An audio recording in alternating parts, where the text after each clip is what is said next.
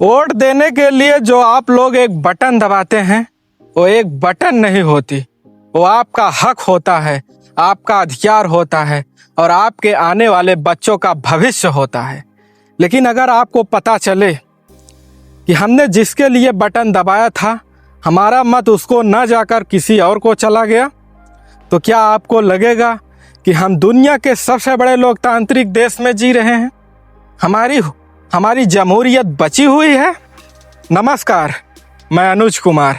मैं आज अपने इस वीडियो में इसी बात पर चर्चा करने वाला हूं कि आज गांव-गांव, गली-गली, कुचे-कुचे में इस बात पर चर्चा हो रही है कि हमारा वोट चोरी हुआ है।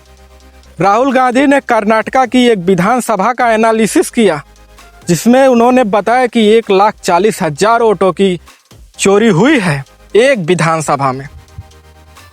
और सबसे बड़ी समस्या तो ये है कि ऐसे लोगों का वोटर कार्ड बना दिया गया है जो या तो जीवित नहीं है, और ऐसे लोगों का वोटर आईडी से काट दिया गया है जो लोग जिंदा हैं।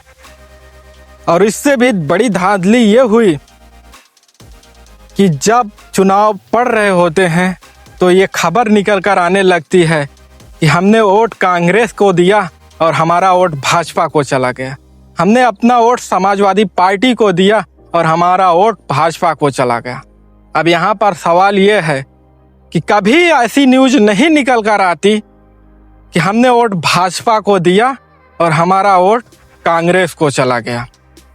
अब सवाल ये है कि अगर वोट चोरी हुई है तो इलेक्शन कमीशन को बोलना चाहिए, और अगर वोट चोरी नहीं हुई है तो भी इलेक्शन कमीशन को बोलना चाहिए। लेकिन यहाँ पर तो इलेक्शन कमीशन बोल ही नहीं रहा है।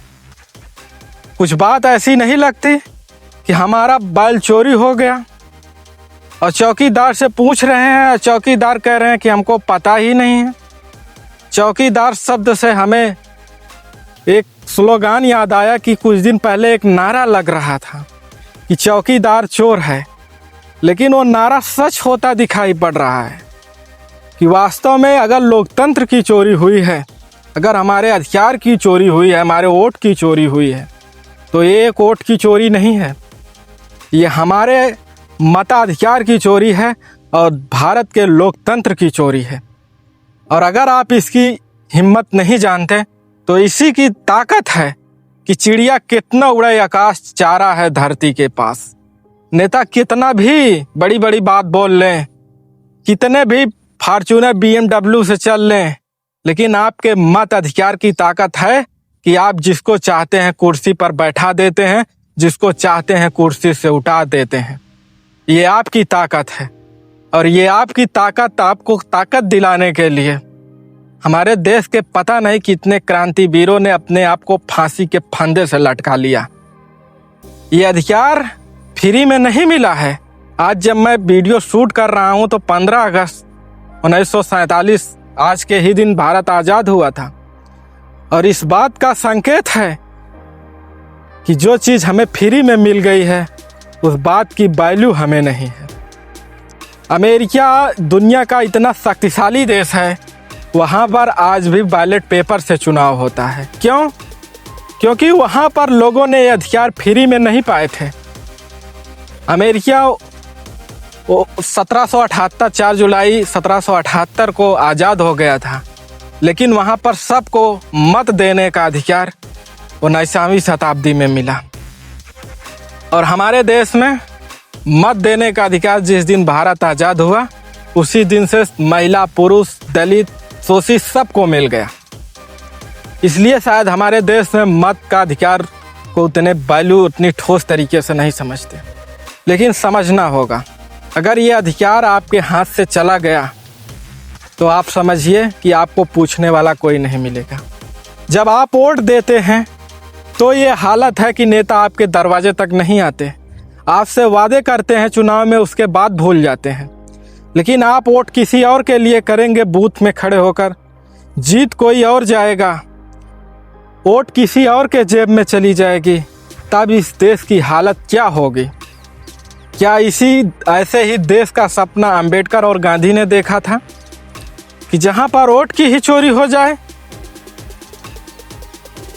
और यहाँ पर मैं इलेक्शन कमीशन से भी कहना चाहता हूँ कि भाई साहब, आप जनता के नौकर हैं, सरकार के नहीं।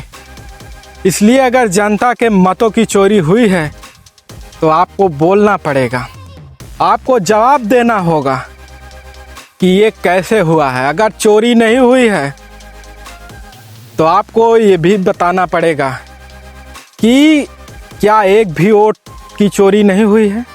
अगर एक भी वोट की चोरी हुई है तो ये लोकतंत्र के लिए हत्या है। आपने चंडीगढ़ का चुनाव देखा होगा, किस तरीके से मेयर के चुनाव में सरेआम धांधली की जा रही थी। सबसे बड़ा सवाल यह है कि इन सब सवालों का जवाब चुनाव आयोग को देना होगा कि कैसे 100% ईवीएम और वीवीपैट का मिलान क्यों नहीं किया जा सकता। आज हमारे देश में ये नियम है कि आप एक वीवीपैट होता है, एक ईवीएम होती है, और 1.5% वीवीपैट और ईवीएम का मिलान होता है। यानी 100 मशीन में 1.5 मशीन का मिलान करते हैं बस। बाकी अगर और मशीनों में गड़बड़ी हुई है तो उस बात का पता कैसे चल पाएगा। 100% वीवीपैट और ईवीएम मशीनों का मिलान क्यों नहीं किया जा सकता, ये मैं इलेक्शन कमीशन से पूछना चाहता हूँ। और मैं इलेक्शन कमीशन अगर इस पर यह कहता है कि अगर 100% ईवीएम और वीवीपैट का मिलान किया जाए तो बहुत अधिक समय लगेगा और बहुत अधिक लोग लगेंगे, तो लगे लोग, समय लगे। अमेरिका में 1.5 महीने वोटिंग गिनती चलती है, 6 महीने गिनती चलती है, क्या हो जाता है। लेकिन लोकतंत्र तो बचा रहेगा, नेताओं के मन में डर तो बसा रहेगा कि हम चोरी नहीं कर पाएंगे, और जब चाहेगी जनता हमें उतार कर नीचे कर देगी कुर्सी से। ऐसे तो बेलगाम हो जाते हैं कि हम कुछ भी करके हम ही जीतेंगे जो सत्ता पक्ष में बैठे हुए लोग हैं। इसलिए मैं इलेक्शन कमीशन को साफ साफ कहना चाहता हूं, अगर आपको लोगों की कमी लग रही है तो सरकार से कहकर वैकेंसी निकलवाइए। हमारे देश में बेरोजगारी दर 8.7% है। हमारे देश में पढ़े लिखे लोगों की कमी नहीं है। ग्रेजुएट होकर हमारे देश के युवा घूम रहे हैं, नौकरी नहीं है हाथ में। उनको आप रखिए, सरकार से कहकर रखवाइए। हमारे देश के युवा दर दर ठोकरें खा रहे हैं, आंदोलन कर रहे हैं, कोई भी पेपर हो रहा है लीक हो जा रहा है, सरकार से सवाल करते हैं तो बूटों के तले का चले जाते हैं। आप उनके लिए उनको आप रखवाइए। और हमारे देश में न इंजीनियरों की कमी है, न लोगों की कमी है, न समय की कमी है। बहुत जल्दी से आप गिनती करके परिणाम घोषित कर देते हैं, उससे क्या हो जाता है, चोर सत्ता की कुर्सी पर बैठ जाता है और चोर को चोर कह देने पर हमारे देश में सज़ा भी हो जाती है। बाकी आपको ये वीडियो कैसा लगा हमें कमेंट करके ज़रूर बताइएगा। अगर वीडियो थोड़ा भी अच्छा लगा हो तो इस वीडियो को ज़्यादा से ज़्यादा शेयर कीजिएगा, ज़्यादा से ज़्यादा लोगों तक पहुंच सके, और हमारे वीडियो को लाइक करिएगा। इसी तरीके के इंफॉर्मेटिव वीडियो देखने के लिए हमारे चैनल को सब्सक्राइब करिएगा। थैंक यू, धन्यवाद।